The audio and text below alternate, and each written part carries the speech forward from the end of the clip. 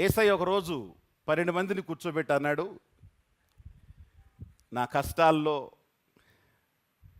నా 3.5 సంవత్సరాల ఈ సవార్థీకరణలో, నా ఇబ్బందుల్లో, నా సమస్యల్లో నాతో నిలిచిన వారు మీరే. నా తమ్ముళ్ళు నాతో లేరు, నా చెల్లెళ్ళు నాతో లేరు, నా అమ్మ నాతో లేదు. ఎవరు నా సహోదరులు, ఎవరు నా తల్లి, ఎవరు నా సహోదరులు?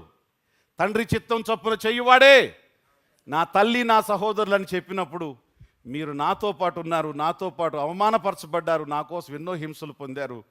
కాబట్టి ఇప్పుడు నేను చెప్తున్నాను, క్రీస్తు అంటే అభిషక్తుడు. ఈ అభిషక్తుడు చెప్తున్నాడు, ఈ రోజు నుండి మీరు కూడా అభిషక్తులే. ఈ అభిషేకానికి మీరు సపోర్ట్ చేశారు, ఈ అభిషేకంతో మీరు ఉన్నారు. ఈ అభిషక్తుని కోసం మీ భార్యల్ని, పిల్లల్ని, వ్యాపారాల్ని, ఇళ్ళని విడిచిపెట్టారు. ఈ అభిషేకం కోసం మీరు సపోర్ట్గా నిలవబడ్డారు. కాబట్టి ఇదే అభిషేకం మీ మీదికి వస్తుంది.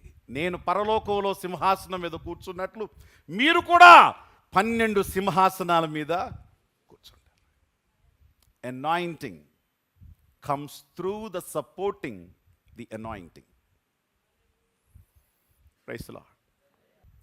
మీ జీవితంలో ఎవ్వరు అభిషేకాన్ని మీరు పొందాలి అని మీరు ఆశపడుతున్నారు? ఎవ్వరి జీవితంలో దీన్ని రుచి చూడాలని మీరు ఆశపడుతున్నారు? నేను కూడా ఒక భర్తగా నా ఇంట్లో ఆక్షేపించబడని విధంగా, ఏలు పెట్టి చూపించుకోబడని విధంగా నన్ను ఒక భర్తగా నా ధర్మాన్ని నేను చేస్తూ, ఒక తండ్రిగా నా ధర్మాన్ని నేను చేస్తూ, ఒక విశ్వాసిగా నా ధర్మాన్ని నేను చేస్తూ, ఒక తల్లిగా నా ధర్మాన్ని నేను చేస్తూ, నేను నా పొజిషన్కి న్యాయం తెచ్చే విధంగా, తండ్రి నన్ను అభిషేకించు, నన్ను అభిషేకించు.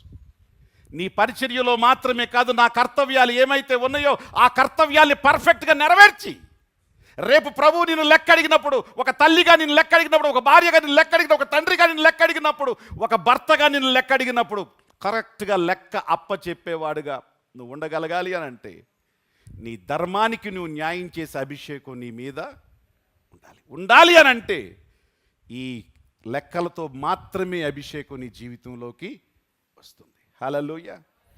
యెహోషువ జెరుబ్బాబేలు ద్వారా, వారి యొక్క ఆయిల్ ద్వారా, వారి యొక్క సువర్ణ తైలం ద్వారా ఇజ్రాయేలు మేలు పొందింది. ఈ రోజున పరిశుద్ధాత్మ ద్వారా 5 ఆఫీసెస్, ఒక కాపరి ద్వారా వారి చర్చ్, ఒక ప్రవక్త ద్వారా వారి యొక్క సమాజం, లేకపోతే ఒక ఇవాంజలిస్ట్ ద్వారా సమాజం, ఒక టీచర్ ద్వారా వాళ్ళ విద్యార్థులు ఎలా దీవెన పొందుతున్నారో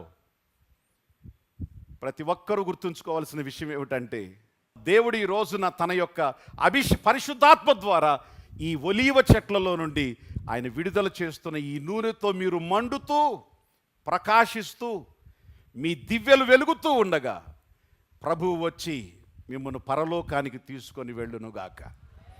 ఆయనతో పాటు మనతో పాటు ఆయన ఉండునటువంటి దీపవృక్షాలుగా దేవుడు మనల్ని మార్చునుగాక.